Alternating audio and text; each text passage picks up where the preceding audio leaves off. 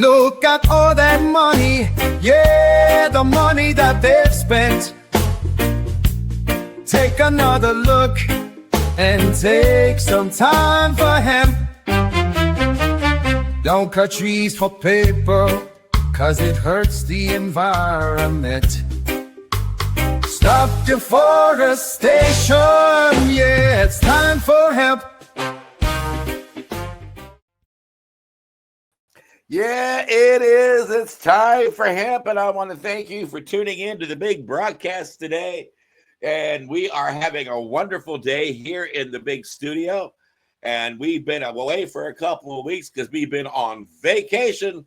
But now that we're back, we're letting the whole world know how important it is to legalize this plant all around the world so that we can utilize it for all of our creature comforts.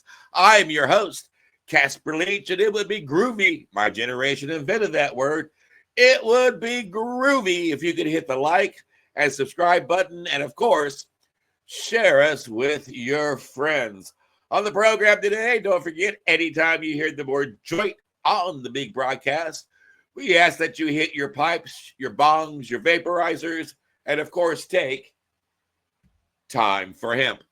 I'm going to turn this program over to my joint hosts now because they are the clever ones. And we're going to kick this off with my good friend up in Canada, Al Graham from the Pace Radio Network. Hello, Al. Hello, Casper. How you doing? Pretty groovy, thank you. How's life in your slice of heaven today? Well, today it feels like we got hit by a heat wave. We've had frost warning a couple of nights, but today it's like 28 degrees on the Celsius scale, so that's getting pretty close to 80 degrees, if not 80 degrees on the Fahrenheit scale. So she's a bit warm. Well, I'd rather have it too warm than too cold. I can always stand in front of the refrigerator and cool down quickly. You've got a lot of things going on at the Pace Radio Network. You want to let people know what's happening there? Yes. Pace Radio Network, we have shows that deal with psychedelics as well as cannabis. We have patients that are telling their stories. We have news. We have content providers such as Time for Hemp.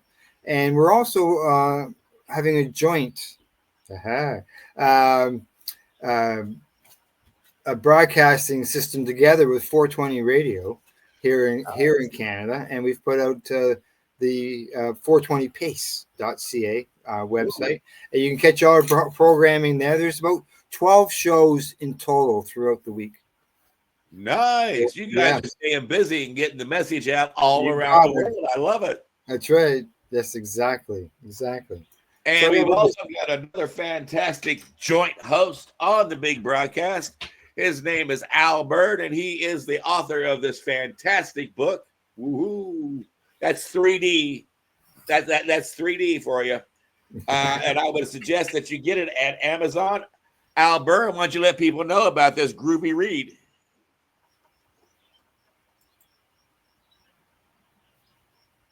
You're muted, Al. You're muted. Yeah, I'll tell you about the book. I was muted, but I wasn't talking about the book. I was saying that Pace Radio is also video. Al started in radio a long time ago, but don't think it's just an audio program up there in Canada. He's actually state of the art. Al is actually the guy behind all this stuff. I'm the talking head. Casper acts as the bitcher, the guy that tells the jokes and all that stuff. Then he gets into history, and that's a time when you really need to pay attention when Casper gets into history. So I wrote a book. Cannabis is something that I've been working with for about 40 years, and this is sort of the history of that 40 years. How I got into it, the country part is I did spend 24 years on active duty in the United States Navy. Best thing I ever did in my life. I highly recommend it to everybody. But the book involves cannabis in the active duty military, how the military handled it and how I did. And then the rest of it is the history of medical cannabis, how it became what it is today in the United States and indeed the world. And actually, in that regard, today, our guest, Dr.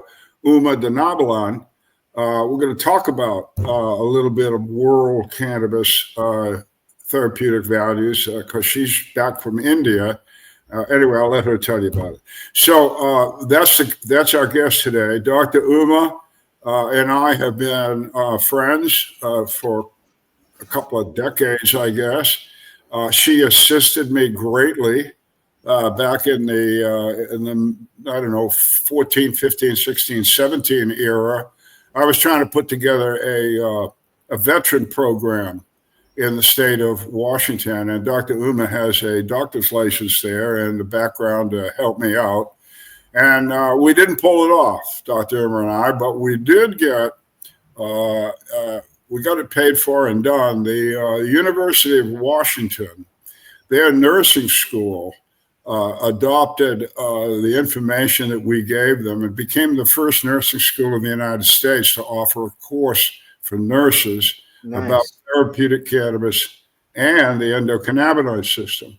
So we didn't fail. Dr. Uma and I did good things. We just didn't do what we planned to do, and that's okay. So Dr. Uma is a Jersey girl. She just told me she returned from her, I don't want to say what number it was, a class reunion in Livingston, New Jersey. So if you guys are around that area, you got a local here. Dr. Uma, where are you? Are you out there? I am. What a pleasure. I want to say thank you and happy to be back. And, you hit on so many things. And I did just get back from Jersey, and we graduated, believe it or not, in 1979 when things were a little bit different in the cannabis world. And today we were supposed to have our 45-year reunion last year, but because of COVID, we ended up having an interim reunion, and it was in Lake Apacon at one of our classmates' place, and it was just absolutely beautiful. It was so nice to see people again and hear some great music. But so much has changed, and I am so happy to be a part of it. And Al, I thank you. You are not just a friend, you are a mentor. And you've taught me about advocacy and the word activism and what it really means to have knowledge, but then sharing it. And the military is another part of where I was at before I got into, in the sense of the military world, is I was working for the world's largest cleanup site for plutonium. So I was working at the Hanford site in 2010 when I first learned that we had an endocannabinoid system. And that was because of my mother. And I kept my mouth shut for many years. And it wasn't until after she passed that I said, it's time for me to really speak out, because nothing was going to bring my mother back. And what I realized was it was stigma. It was really stigma and the fear of using this word cannabis in our repertoire in the medical community that could actually get us in trouble. I mean, and I felt that, and I knew what that felt like. But in 2012, everything changed. I said, fortunately or unfortunately, Obama had made it that there was a lot of changes. My job ended at the Hanford site, and I know what PTS means, and I like to drop the D because I say I'm not a disorder and I ain't a disease. It's post-traumatic stress. We had an I for injury, right, Al? Yeah, I use PTSS, sometimes syndrome. But Dr. Uma and I have discussed this many times. The D, and correct me if I'm wrong, we got a medical doctor here, so I'm not going to push my button here too much. But I think that you can be born with a disorder. Am I correct? Absolutely. And that's what I'm saying to you. Yeah, so But there you go. this is not something that, when I look at trauma and the word PTS, I look at it as it's something happened, and therefore there's an effect of it. But this is what's really fascinating, is the fact that everybody's brain is not the same. Thank God for that, right? Because what we've learned is that, there's four of us here, and all four of us can witness something happen, but how we recover and how we respond to it and how we react and how we remember it can be very different. And what's really the research has found is that when somebody has had that kind of post-traumatic stress, their brain receptors change. It's Mhm. how it's like a garden grows. There's more receptors. So this is where I learned why cannabis works so beautifully for people with trauma and why it's able uh, to actually help patients versus, so many drugs are given for patients with mental health issues. And I'm not saying that there's not a role for medications. And I always say that. Please understand what I mean. I'm not saying that there's not a role for medication. I just feel that cannabis has been around much longer and well studied, and it works with its own system in our body. You Okay. know, they Can I ask you a question, please? please. You just said something. Every time I talk to a guest, or every time I talk to you, boy, I learn something. I think I just learned something. I want to make sure I learned it. You're saying that a traumatic brain creates extra receptors somehow to protect itself or something from trauma, whatever it is, it does it. So, because the cannabis can uh, pass through the blood vessels and all, what do they call that in the The blood brain? brain barrier. Yeah, Yeah. that thing. They can pass through that, and they can actually indicate on these other receptors on a one-to-one basis. Is that what we're hearing? Absolutely. So I had given a lecture for the Society of Cannabis Clinicians early on, and one of the lectures was about post-traumatic stress and about cannabis and why it works. And, post-traumatic stress has been called different names, shock syndromes and bombshells. There's been different names as we've called it throughout the years, but the ultimate thing is there is a change that happens in people that actually suffer with it. I always look at the analogy of watching a burning building. We can all watch a burning building, but for some people, even the smell of smoke can trigger a certain reaction, or even the sound of an engine passing by, a fire engine can trigger. And this is where, with people with trauma, they have different triggers. And this is where cannabis can, I look at it for three modes. It can be used for prevention, it can be used for maintenance and treatment. So this is where uh, cannabis can be used for multiple facets of Mhm. trauma. Um, and Now, what, it's just so we understand, because we're talking a military conversation here, but trauma is trauma, folks. That's your car wreck, or you see somebody terribly hurt, or you fall off a ladder and you hurt the hell out of yourself because you fell down 3 flights and you bounced around on the way. That's trauma. Military trauma may be more intense, and it's often the problem with military trauma is it's repetitive, and other traumas may be just unique at a moment. But as long as we understand out there in the audience that trauma is trauma. Yeah, that's right. absolutely. Exactly.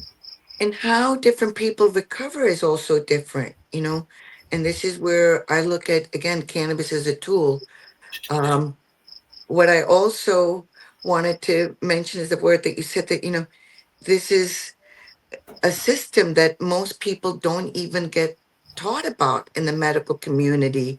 And I didn't learn about this. I have a bunch of initials behind my name. I even have that 7 letters called Harvard. And, you know, I went to medical school in this country. I did research for so many years. Mhm. I am double boarded. I mean, not that I just do one residency, I did 2 residencies and all of this, but never did I learn about the endocannabinoid system. And this is where in 2012, my mission was that I wanted to change the stigma regarding cannabis and for everybody in the Mhm. world to know that we have an endocannabinoid system. And what I had was my education. And then after meeting Al and Marilyn Mathers and Patients at a Time, I had this armory of mentors and knowledge that I could become even more outspoken and be able to show, like, look, this is not the new. And Al, you mentioned India. I, I was born in India and grew up in Jersey, and I've been going back and forth to India, but more recently I just returned back, and I had the opportunity to give uh, one lecture to 5 different locations, and I modified it and I called it Global Health and Hygiene Solutions. I didn't even put the word cannabis in it because that's how I look at cannabis now. I look at it as a global solution, and I look at it as medical and industrial. That's it. As simple as I can make it to the world. Like if I can make it that easy that you have an endocannabinoid system, all of us have it. And I like to use the word clear cut medical. And I think when we use the word recreational, it confuses people. So I like to use the word medical. And So would you say that there's a saying out there, all use is medical use? absolutely, you heard it, and I will stand right by it. You know, and I try to be funny about this, but I'm really serious. We don't Yep. tell somebody that your cardiac system is working medically between the hours of 8 and 5, and it goes into recreational mode between 5 and 8. You know, that's not how any other system works, right? We don't say, well, your GI system is working medically during these hours and recreationally. So I think we're confusing people. I think if we could just say, look, it's medical, period. You know, how you use a medicine, to me, food is medicine, right? Yeah. And cannabis is food and medicine to me. I make it as simple as that. If you abuse it or misuse it or just get addicted to certain things, that's bad, right? And cannabis, um, the one part that I can say is that in India, it's been part of Ayurvedic medicine. And William O'Shaughnessy first learned about this plant in 1833, talking about history in Right. Calcutta. Yes. And So and they know learned, who O'Shaughnessy was? Those people you were talking to? They ever hear of him? yeah, I think they, of course, knew, but if not, like, the Ayurvedic doctors, like I got to speak to allopathic doctors, I got to speak to scientists, got to speak to Ayurvedic doctors, Siddha doctors, patients, and just general politicians there, different people and students. And some of them didn't know, but I think I look at it as like I want to evoke curiosity in people. Mm. Yeah, well, it gets them asking questions. And when they ask questions, people learn. So how are I'll you tell starting? you, all cannabis is use is medicine. That's Dennis Perone. Yeah. I think it's the first time I ever came across that. Dennis was, of course, a hell of a good guy, a vet, and worked out of San Francisco. He's famous. Mhm. But I thought he was taken to task for that, even by marijuana. Back then we called it marijuana, but cannabis activists. And they took him to task for that. And these were people that were very much interested in legalization for the sake of legalization, freedom, and I got no problem with any of that. But Dennis was, I was working on the medical cannabis issue when Dennis said that. And I called him up and I said, can I say this? Oh, no, we can't swear anymore. We got to go on a different TV program. Anyway, I told him, this is blank, really good that you said that, Dennis. Thank you so much. So I didn't mean to interrupt, but so the Indian medical community, research community was open to you or reluctant, or how would you classify their reactions? Well, the people that come and want to hear you speak are curious, or, you got all of the people there, but they were curious. And the thing that's really, to me, a huge opportunity is that India is 1.5 billion people, folks. Okay. Yeah. If you look at America as Good Lord, 3 how million, big is India? 1.5 billion is what I'm calling it. Okay, maybe Don't you give or take. people have TV? Don't you have any other hobby besides reading? Let me tell you, I was amazed, Casper. I was like shocked. My mouth like almost hit the ground. I went to like some cities and saw malls, and I could not believe the way people are spending money in some of these cities. Okay, because it's the young.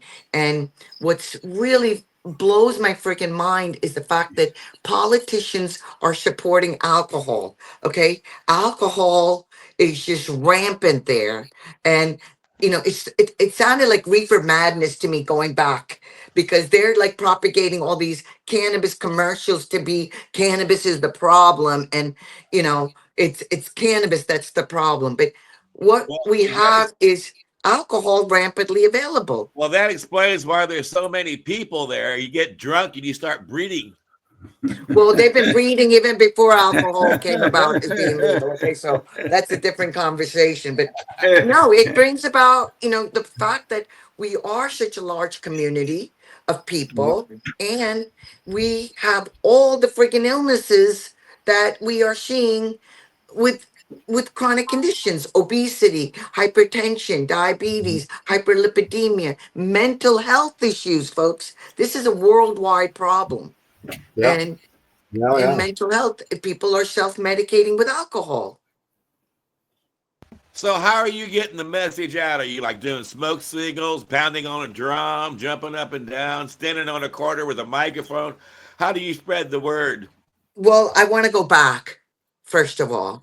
I really want to go back, and I feel that I I feel like I've helped move the needle this much maybe in the world so far by being able to talk about it from a medical doctor's perspective, to say, listen, folks, like, look, doctors, the average doctor is not talking about it because they're literally under medical handcuffs.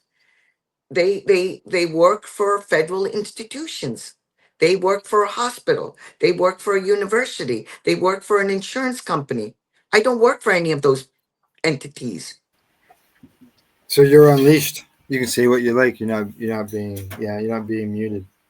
So the Yeah. insurance companies and the universities aren't even open to this, even though it is an obvious way of taking care of medical problems. Well, it's really an interesting line that I've seen this transition since 2012. I can tell you that much. Before, pain clinics used to hang up the phone on me when I would call, right? Because they looked at us as, oh, the patient tested positive for THC. We're going to cut them off of their opioids. And I'm like, you can't do that, right? And they would hang up the phone. Now, those pain clinics have transitioned, they're saying to those patients that test positive, go get a medical card. And if you have a medical card, we'll write your write your prescription for your opioids, as long as you have the recommendation. The pain clinics call me up and say, Dr. Uma, will you see this patient for us? Things are changing. Good.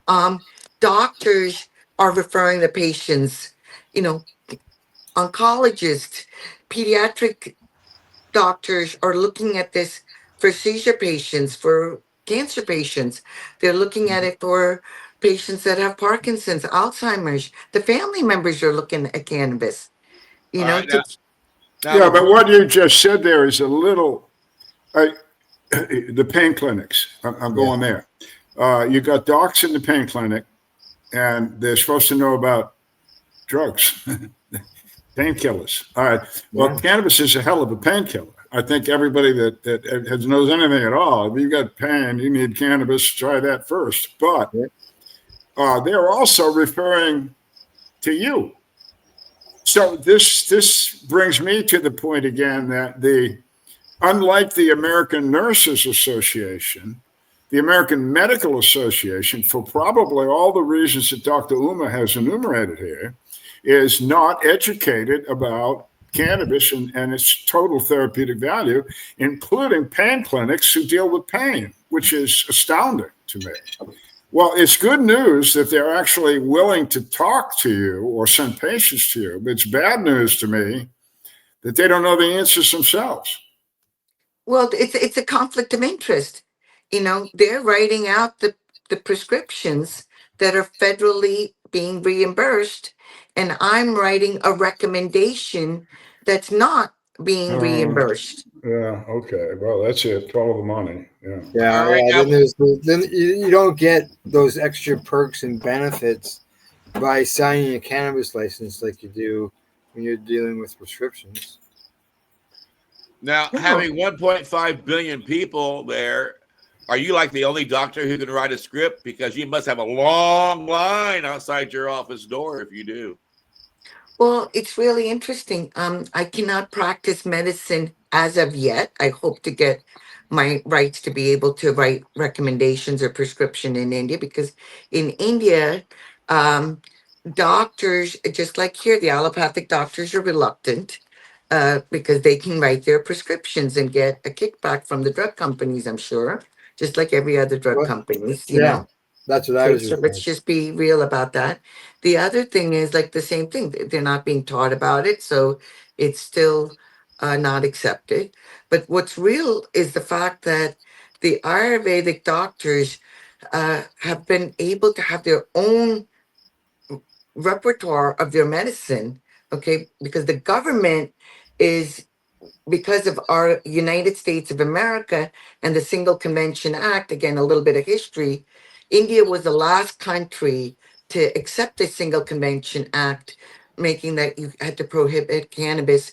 And so in 1985, Mhm. India created where the leaves of the plants fell into the Food and Cosmetics Act, and the rest of the plant fell into the Narcotics Drug Act. So that's where cannabis is as far as those parts. And a few companies are making products that are using the leaves and the leaf extracts which they get from the government. All right. Well, now Yeah. We we've just also had. got Do you know I Doctor? don't mean to interrupt, but we've also got hemp here legalized to grow for fuel, foods, clothing. Are you able to grow hemp for those different items as well, or does that leaf clause cover all that and prohibit it? You got it. And so, you know, this is where at this point, the way I look at it is there's one of me, right? And there's 1.5 billion people. And I want to leave it to the people to say, here's the knowledge, Mhm. here's the science, and help create products that we can get in the hands of the public and the politicians. Because my philosophy is very simple. I am a PCP and so is everybody else. I love acronyms. So to me, a PCP is not just a primary care provider, but that we're all providing something. The first P. We are all caregivers. We are caring for somebody. If it's not ourselves, someone. And at the end of every day, we are patients. We are all patients. We Let's too will shift have to the something, United States. and we do have. Doctor, let's go to the United States because this is, or Canada. I don't want to leave you out, Al. You know, a lot of That's people. all right, Al. That's all right. All right. So 2012, you got a fire lit under you, and that was a while ago now. So what happened in the medical community in 13 years, in your opinion, in the United States or in Canada or both? Well, first of all, Canada has legalized. Yeah. America, more than 50% of the United States has some type of medical cannabis program, and adult use is come about. We've got some low-level THC programs. I think if you were to take a poll today and ask the U.S. population, have you heard about cannabis in your community? I'd say a good 80% would be able to say yes. You know, Okay, but in some form. what about the DOs and the MDs? Well, this is the thing. There's no incentive and there's no mandate. And this is where, you know, Al, we talked about this. I feel daggone it. I have no shame and I will boldly say this. I think they should mandate every healthcare provider, when they renew their medical license, that they need to take a 15-minute course and before they get their license issued. That worked for me. That works for me. I want to point out to, pardon me, I want to put out to the audience that twice the American Nurses Association, which is huge, is almost 3 million RNs in this country. Not enough, but there's a bunch of them. Twice that organization has put out a white paper, which has required every U.S. nurse to understand therapeutic uses of cannabis, including the knowledge about the endocannabinoid system. They've required it. They said, if you're going to be a nurse in America, you need to know this. But again, the American Medical Association has done no such thing. And I'll point out another anomaly. It's not an anomaly, really. It's the way the AMA works. And I'm listening to you, Uma, and boy, it fits right into my philosophy about those folks. AMA is a business. And one of the things that I learned back when I started Patients Out of Time, I went to the AMA, and I don't know how the hell I did it anymore, but we convinced these people that they should allow Patients Out of Time to have a conference that would accredit doctors, PhDs, et cetera, that came to the conference and listened and learned. ANA had no problem. Yeah, you want to do that? We're in. AMA took a while. But anyway, they did it. And they did it for another 10, 15 conferences, and I'm sure they're doing it all over the place right now. But they've never come out as an organization and said to their doctors, learn about this stuff. The Veterans Health Administration, which got involved with them, and we got medical cannabis in the protocol. Any vets out there that live in legal states, you can use cannabis and go to your VA, and they'll treat you, and you won't lose any benefits. Nobody will even say a word to you. They'll say, hi, how are you? Come on in. But that's the VHA. That's the largest healthcare organization in the world. And they have declared cannabis as a medicine. Yet we sit here with the AMA saying nothing. I think I think that's an abrogation of their oath, is frankly. Well, it's like here in Canada, Health Canada doesn't recognize cannabis as a medicine. They have said that? No, they don't. Yeah, they don't recognize. They haven't said it either. Yeah, okay. Yeah, it's not. Yeah, it's not listed. Yeah, even though my shirt says Canadian healthcare. Yeah. Yeah, there's something wrong with your peer group, Irma. Yeah, Health Canada. It's not even though like patients are licensed to grow or consume it, it's because the courts forced them to do that as far as the medical program. So, yeah. It bothers me a lot that when I go to India, and I was amazed in the villages. I mean, I went back to this past year because my dad had passed, and I wanted to do all the rituals of taking his ashes back. And I went back to the villages, and it's nice to see modernization. But then when you see like people on statins just treating numbers, I just feel that they're just throwing pills at these people. And then, they throw Ambien. I mean, these are very powerful, addicting medications that village people are put on, and they have no idea. And I'm like, the party pack of 5 is the average American, something for blood pressure, something for diabetes, something for cholesterol, something for reflux, and something, for anxiety or depression. It's either, this is the party, like everybody's on a pill, right? And when I see a country like India, and you say, if 10% of India gets impacted, that's 150 million people, folks. Yeah. That's half of America being impacted. Well, that's a lot of people who also might be dealing with side effects that they're not aware of.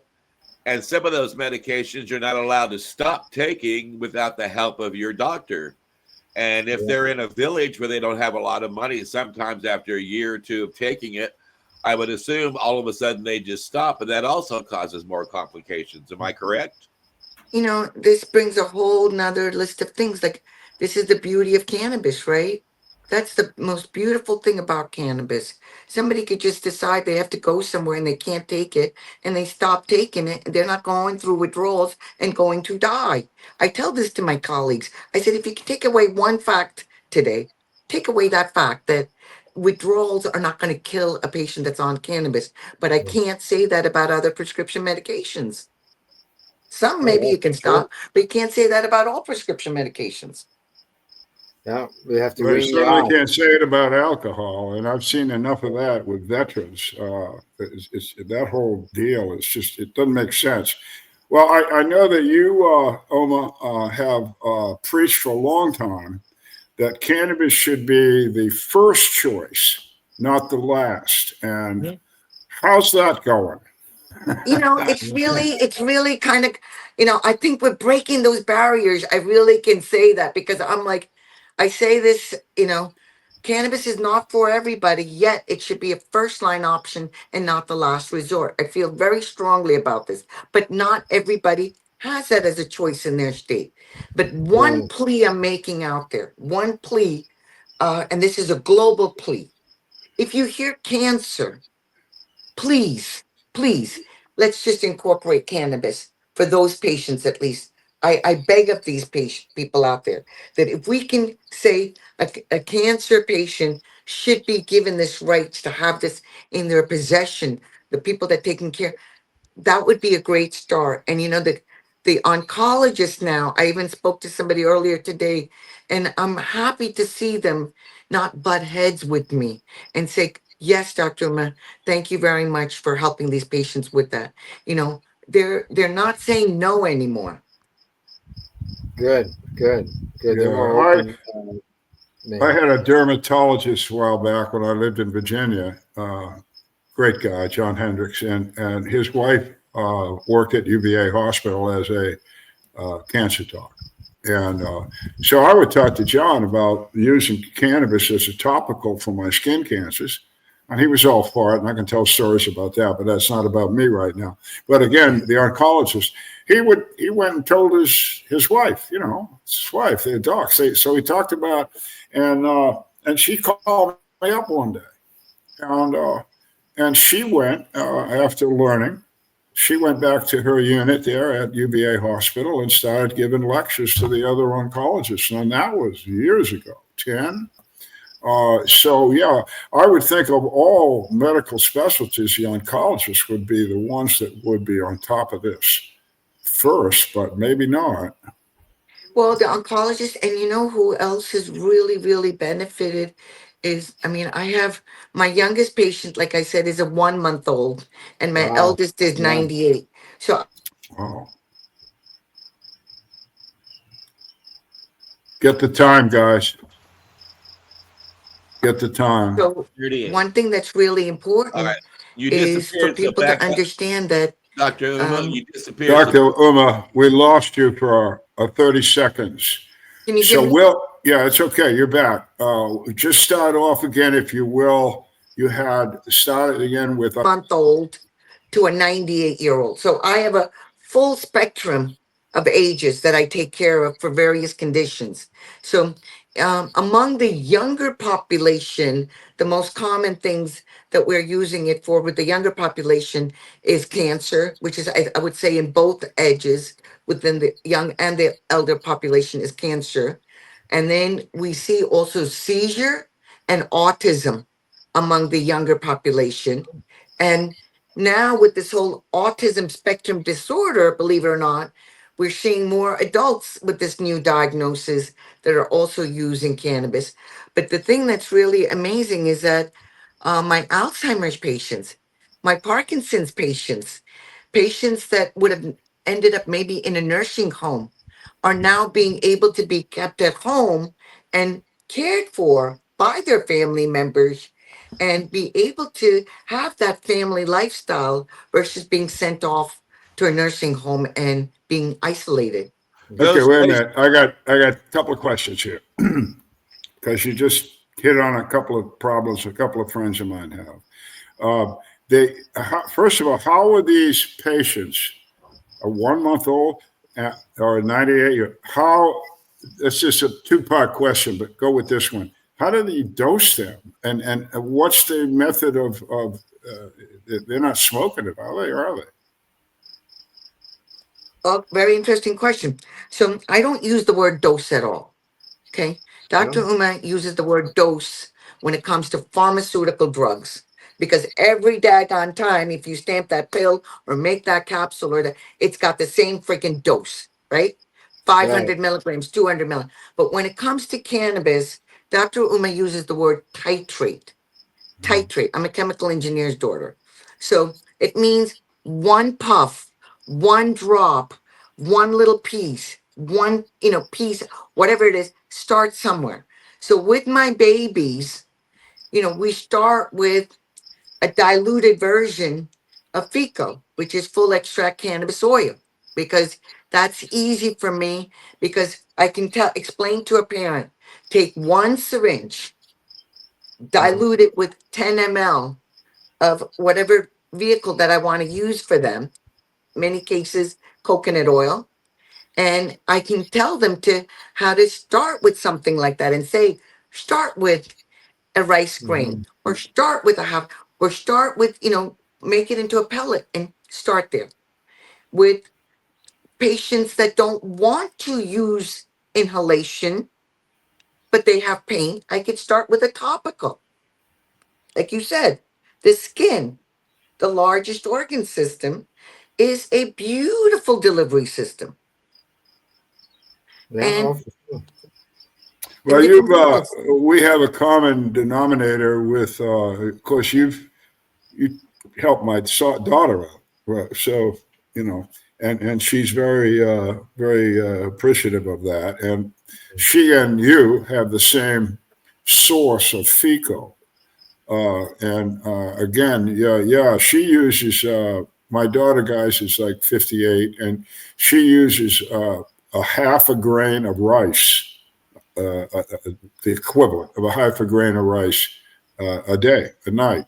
And it has helped her sleep. She's been sleeping beautifully. It has helped her with menopause problems, hot sweat, night sweats, and stuff like that have gone away. Uh, so the FICO oil, though, again, for the audience, Doctor, it's a it's made from the whole plant, guys. The whole bud of the plant, the flower of the plant. That's why it's called full extract, as opposed to what you hear a lot in the news about CBD. That's a compound.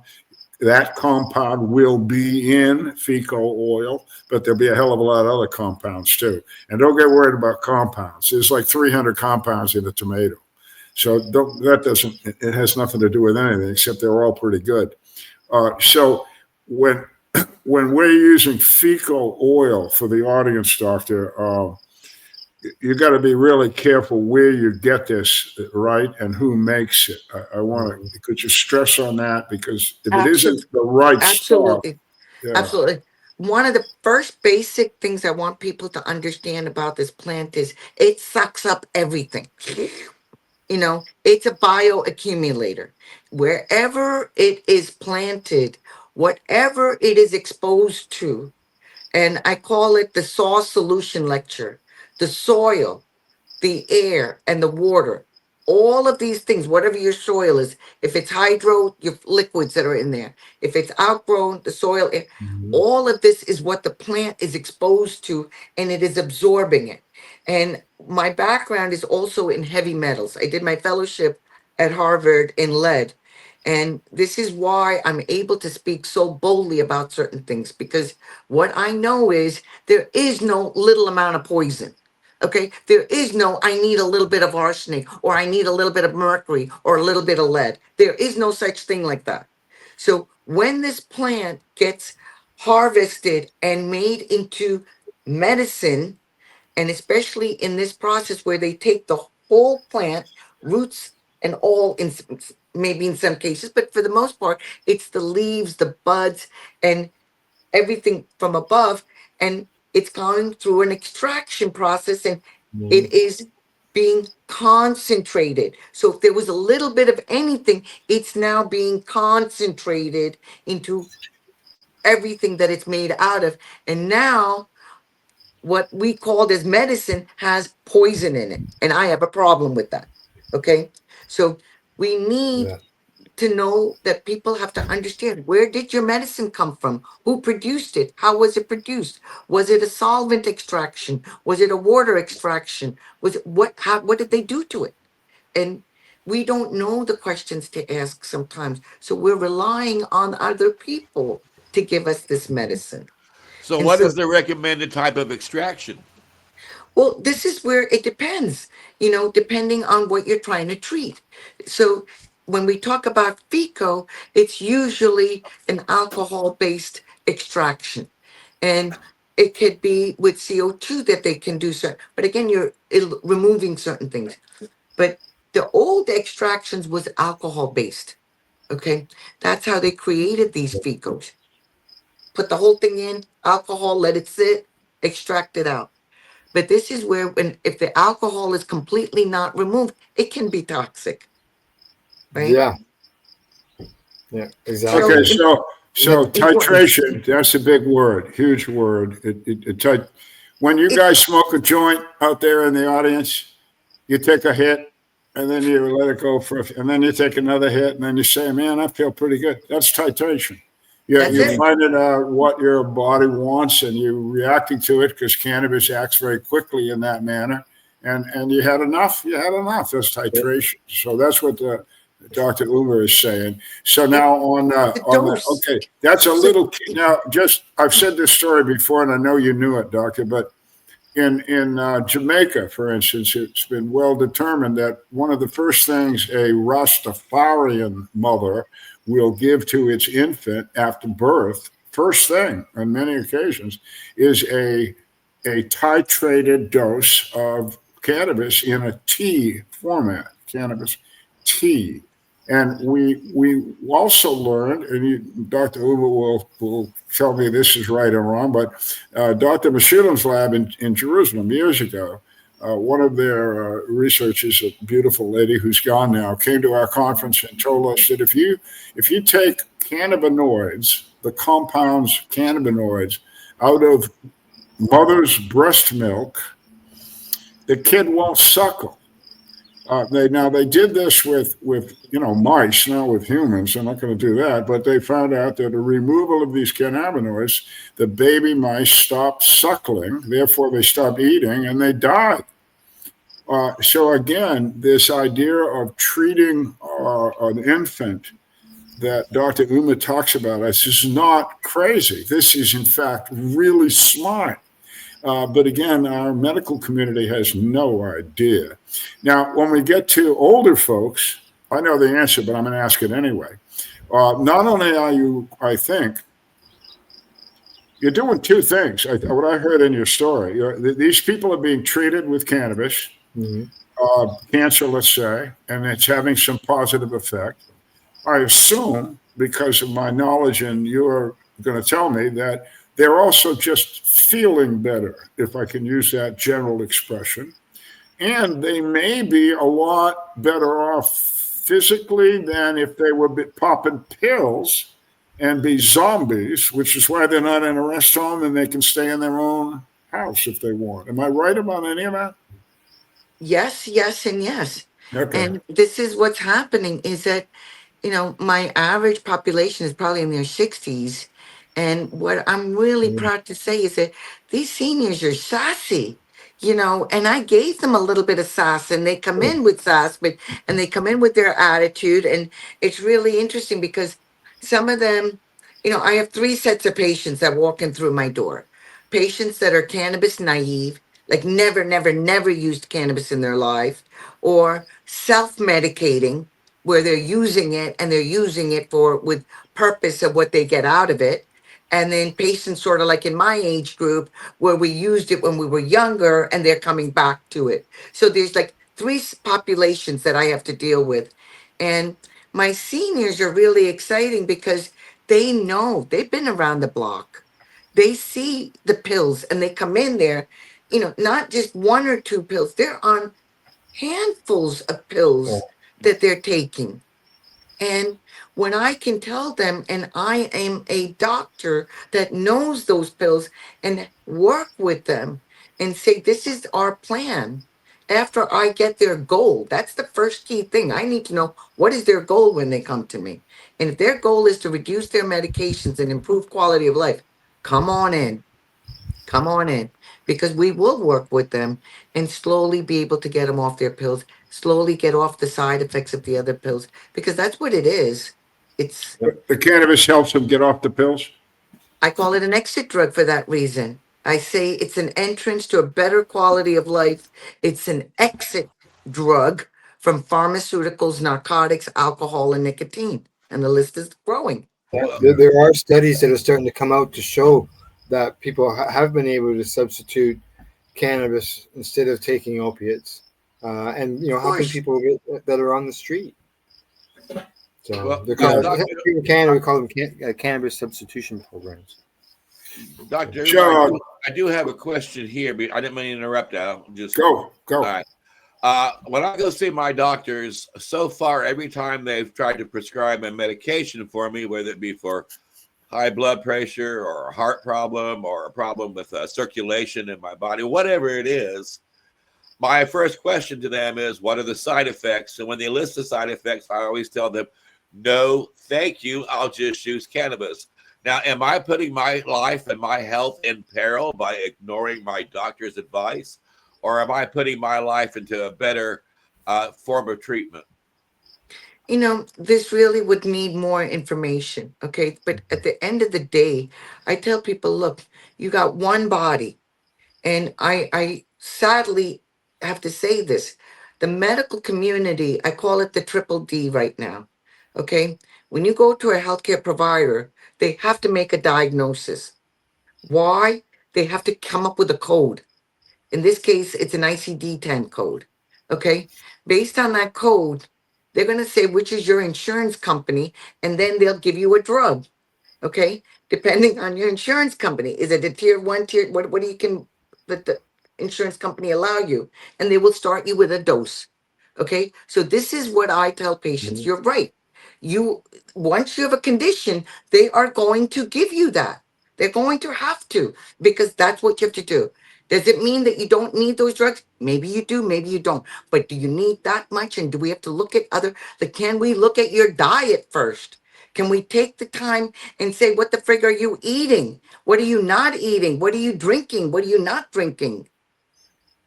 Are you getting out in the sunlight? Are you depressed? Do you have some community? This is where the art of medicine is gone, Casper. And I feel like all doctors have is 15 minutes, if they're lucky, to come up with a diagnosis and a drug, sadly to say. So this is why my patients, not only do they go home with a certificate, they go home with knowledge and advocacy in their hands. They go in saying, this is what Dr. Uma told me, and I want to review my lab work. I want to know what are my other options. Have we looked at these other things? And that's all I can do. But this is what's beautiful and why I love what I do. When I teach my patients something, I say, please share it with 10 other people. So it's reach one, teach 10. And that's what's proliferating our message. And that's what I believe in. I've been one person, and we've been proliferating this for now close to, over a decade plus. But I feel they're hearing me. And my proof is my patients and Yeah, all the people behind me and above me and with me and right here. So that's the grace of what I can speak so boldly, because here's my patients. Come and see what they do.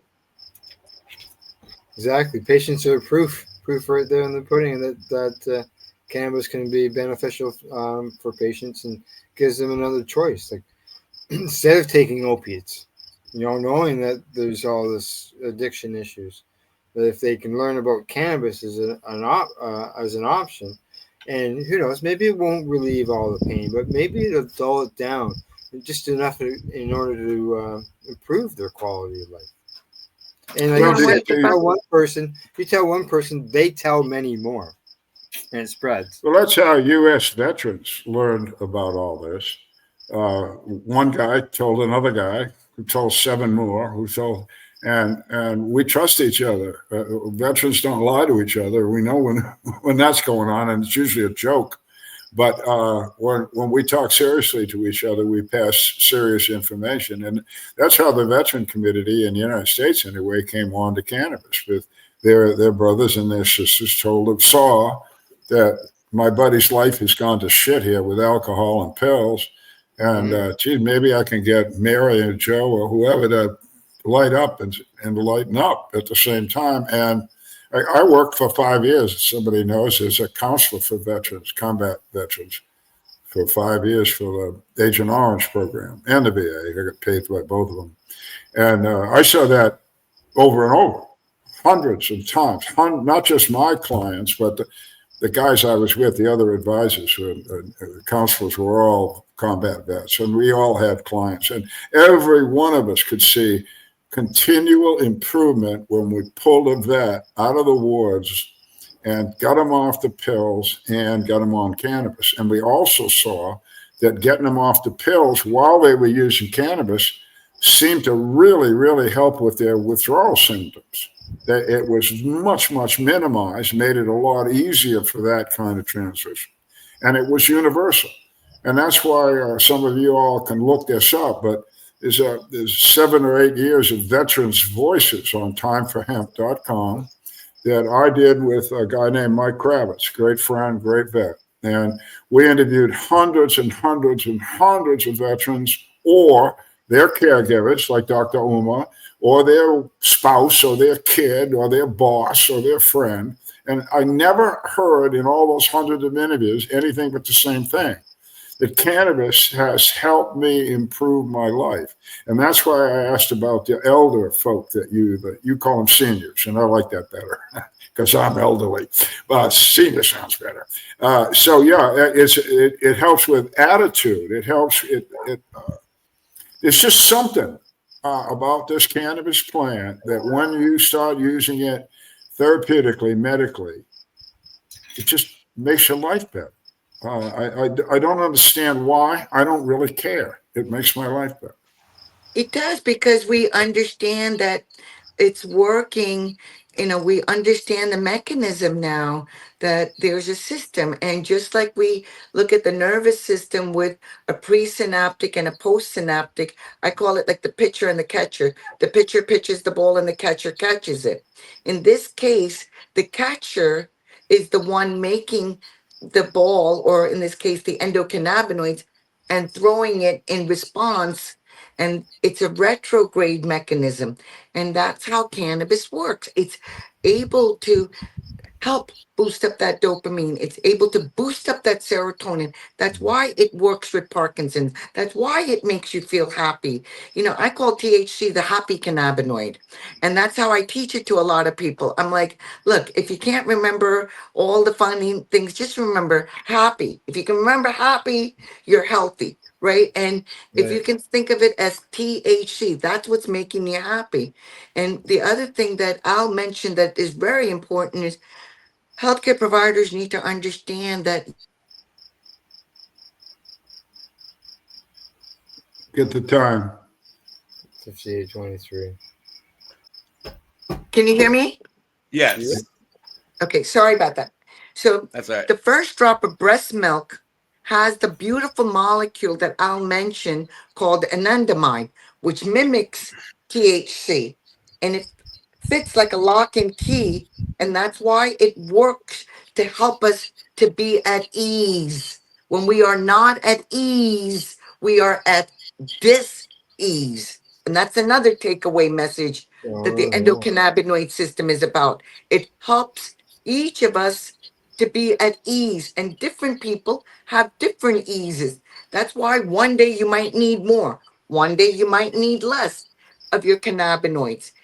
Runner's high, that gives you the same type of cannabinoids that boost you to make you feel happy.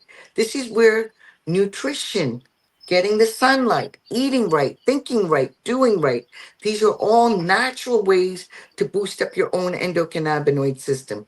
So we want people to be aware of these things as well, and to understand that there was a medicine that was made that was blocking CB1 receptors. It came out in Europe. It was a drug that was created. Thank God it never made it to the United States because they said people that use cannabis get the munchies. So let's just block it. Pharmaceutical company. And yeah, people lost weight, but then they died. Suicide. And I am very, very concerned. And mark my words on today's notes. This new drug that's out there that people are losing all this weight, this GLP-1s, Ozempic, and all these drugs. I am very concerned that these will have the same effects of mental health concerns and suicide when these patients stop these medications. I am very concerned about some of these drugs out there. Yeah, you Okay. think they learned from the past that They don't. shutting off those receptors, what damage could do. I know that one of the documentaries that I used to show in cafes, they talk exactly about that drug and how it led to suicide with so many people. And the thing that I have concerns now with is also with cannabis. Before I used to say boldly, nobody has died from a cannabis overdose. Now I'm concerned. What's in the solvents? What's in the residuals? What are they spraying the cannabis in the dispensaries? What are they remediating it? They're radiating this cannabis in the stores. We don't know the effects of this long term. Yeah. Doctor, we got to quit pretty quick here, but we want to put up some information of your, we got that, Al? Yeah, I'm working on it there. All right. Tell us what these organizations are about, Doctor.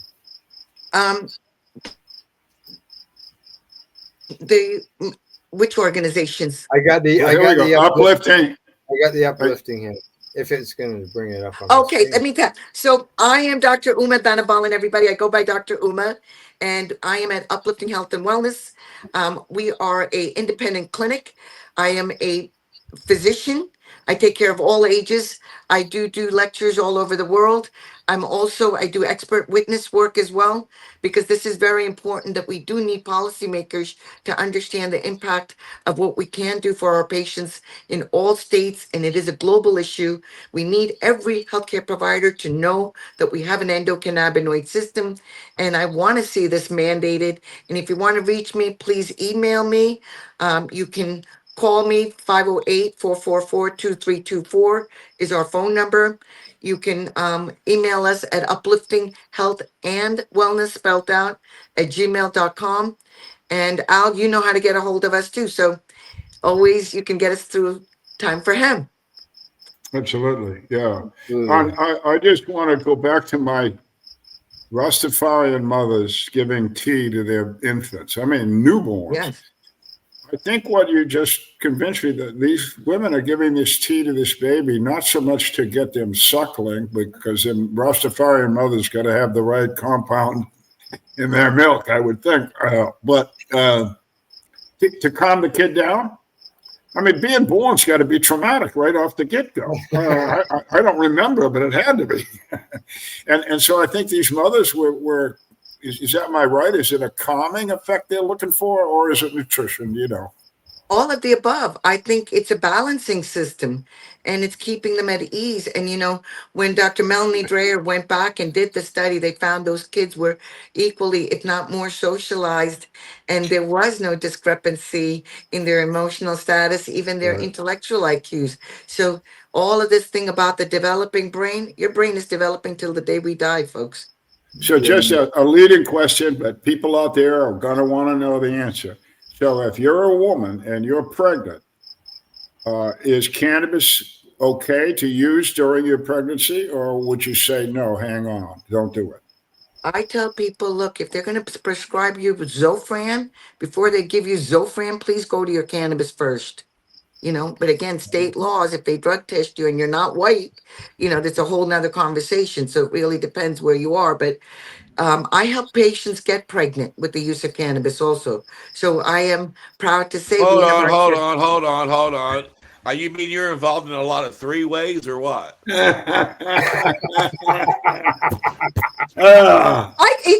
I guess you could call me I guess I'm right there in the middle of the whole conversation. So yes, maybe I am involved in that three-way of the decision making. And I tell people I have my canna babies, so it's equally important for sperm activity as it is for conception.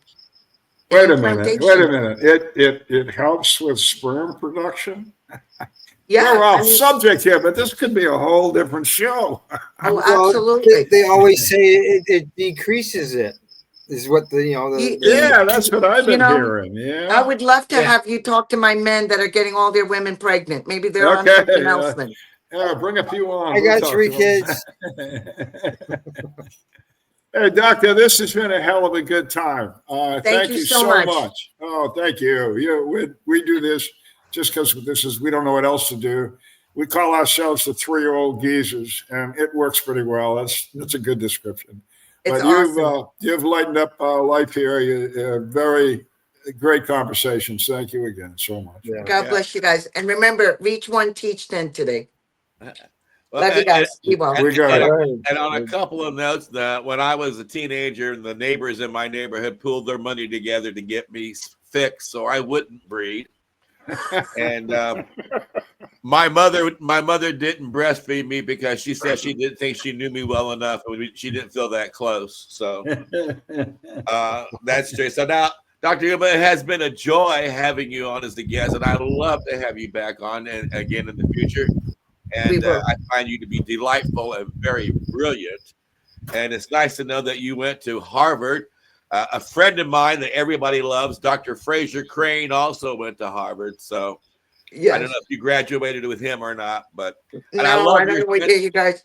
I was there at Harvard from 98 to 2003. Wow. And I love your sense of humor. You are charming on it. So thank you for being our guest today. God bless. Love you guys. Virtual hugs. Al Graham, like you said, you do a groovy radio network up there in Canada, and I think everybody should find your work. You got a lot of brilliant talent working with you, and you got a lot of amazing messages to share. Why don't you give yourself a shameless plug here on Time for Hemp?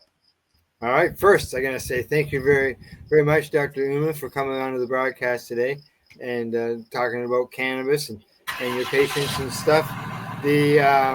Just so you know, I just got a vehicle to start up beside me. And Pace Radio, people advocating cannabis education. You can find us at paceradio.net. Programs released every day of the week. And Al Byrne, you are a brilliant writer and an author about this wonderful movement called the Hemp Movement. Tell people again about your book and how they can find it. Well, you can get it anywhere that you can buy a book online, Apple Books, Amazon Books, Barnes & Noble, Thrift Book, pick your winner. That it's a book that does include, I wanted the history of medical cannabis to be remembered. So this was my method of doing so.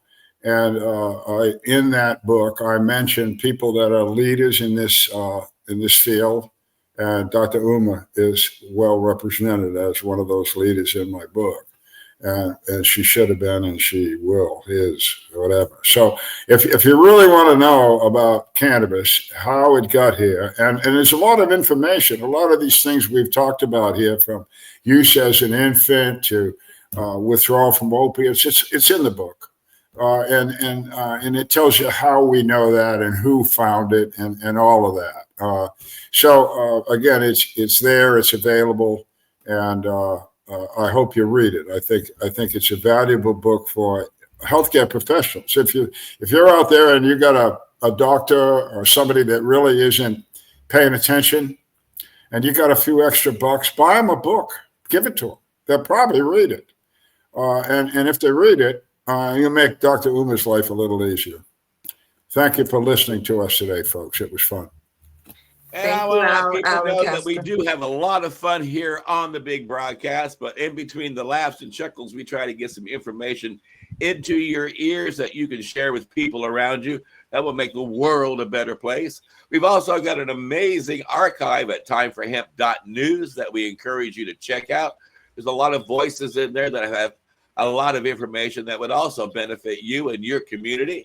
You can also find free music downloads at the timeforhemp.news website and free newsletters to share with your friends, because we think the whole world needs to know how important it is to take time for hemp.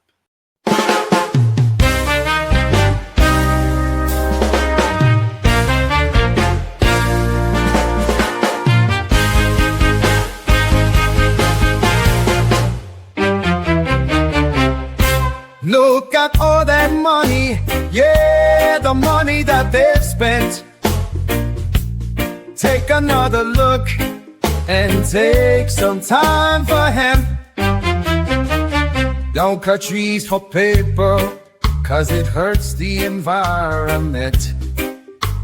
Stop deforestation, yeah, it's time for hemp.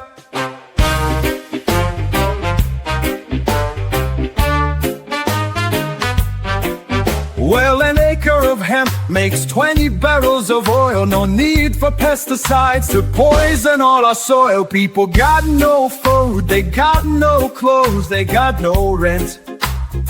Well, it's time for hemp.